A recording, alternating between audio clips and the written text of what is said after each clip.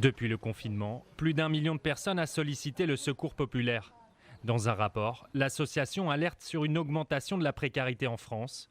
Parmi les demandeurs, la moitié était inconnue, comme nous l'explique la secrétaire générale. Nous avons vu arriver dans les lieux à proximité des tables que nous avions sorties des personnes, des familles, des personnes de tous âges que nous ne connaissions pas et qui n'étaient jamais venues au secours populaire. Auto-entrepreneurs, étudiants, salariés en CDD, ces nouveaux demandeurs ont des profils très variés.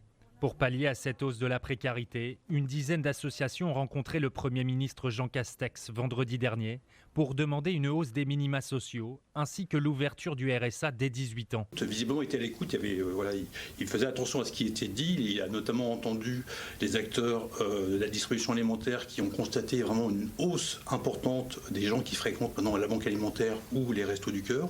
Donc ça, il a été visiblement sensible à la question. Néanmoins, il n'a pas fait de remarques particulières en termes d'annonces sur ce sujet. Depuis le début de la crise sanitaire, les sollicitations d'aide alimentaire ont grimpé de 20 à 30% et le RSA voit même une augmentation de 10% de demandeurs. Pour la sénatrice Catherine Deroche, le Sénat va vite se saisir de ce dossier.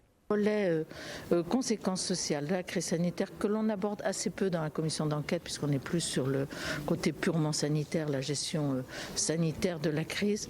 Je pense que notre commission sociale va devoir très rapidement se pencher sur ce sujet.